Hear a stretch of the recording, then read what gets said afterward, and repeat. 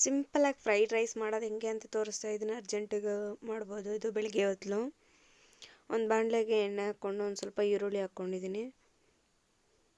ಈರುಳ್ಳಿ ಒಂದು ಸ್ವಲ್ಪ ಫ್ರೈ ಆಗಲಿ.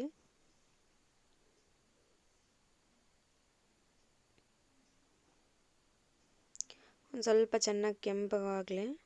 ಫುಲ್ಲು ಕಪ್ಪಗಾಗೋದೇನು ಬೇಕಾಗಿಲ್ಲ, ಬ್ರೌನಿಷ್ ಆಗೋದು ಬೇಕಾಗಿಲ್ಲ, ಒಂದು ಸ್ವಲ್ಪ ಕೆಂಪಗಾಗಬೇಕಷ್ಟೆ. ಇನ್ನೇನು ಸ್ವಲ್ಪ ಕೆಂಪು ಆಗಿರೋ ಗಂಟ ಬೇಯಿಸ್ಕೋಬೇಕು ಚೆನ್ನಾಗಿ ಎಣ್ಣೆಯಲ್ಲಿ. ಒಂದು 2 ನಿಮಿಷ ಬೇಕು ಚೆನ್ನಾಗಿ ಫ್ರೈ ಆಗೋದಕ್ಕೆ.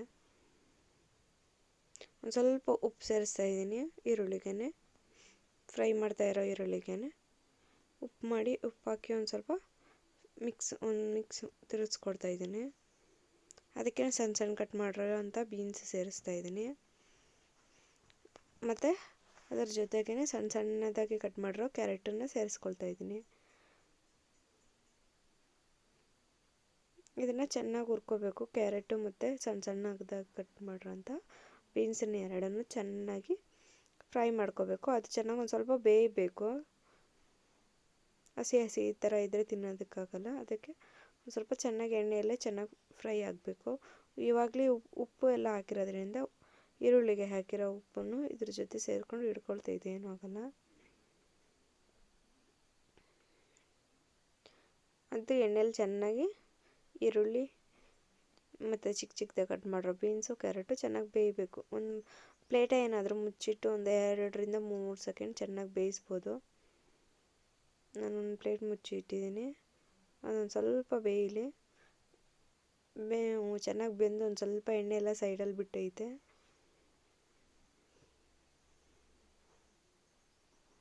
ಖಾರದ ಪುಡಿ ಸೇರಿಸ್ತಾ ಇದ್ದೀನಿ. ಚಿಕ್ಕ ಟೇಬಲ್ ಸ್ಪೂನಲ್ಲಿ 1 ಟೇಬಲ್ ಸ್ಪೂನ್. ನಿಮ್ಮ ಖಾರ ಎಷ್ಟು ಬೇಕೋ ಅಷ್ಟು ಹಾಕ್ಕೋಬೋದು. ಒಂದು ಸ್ವಲ್ಪ ಗರಂ ಮಸಾಲ ಹಾಕ್ತಾಯಿದ್ದೀನಿ.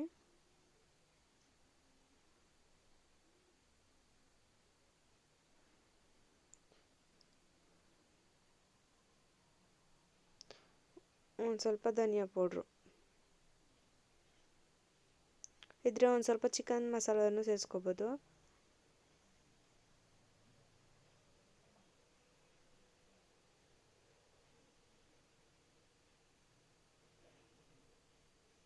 ಏನು ಹಾಕಿದ್ರಿ ಇದನ್ನೆಲ್ಲ ಮಸಾಲೆಗಳನ್ನೆಲ್ಲ ಬೀನ್ಸು ಇವೆಲ್ಲ ಇದ್ರ ಜೊತೆ ಮಿಕ್ಸ್ ಆಗಂಗೆ ಚೆನ್ನಾಗಿ ಮಿಕ್ಸ್ ಮಾಡ್ಕೋಬೇಕು.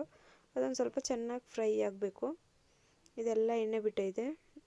ಖಾರ, ಚಿಕನ್ ಮಸಾಲ ಒಂದು ಸ್ವಲ್ಪ ಇದು ಎಲ್ಲ ಹಾಕಿ ರೈಸ್ ಹಾಕ್ಕೊಂಡಿದ್ದೀನಿ. ರೈಸ್ ಹಾಕ್ಕೊಂಡು ಮಿಕ್ಸ್ ಮಾಡ್ಕೊಳ್ತಾ ಇದ್ದೀನಿ. ಇವಾಗ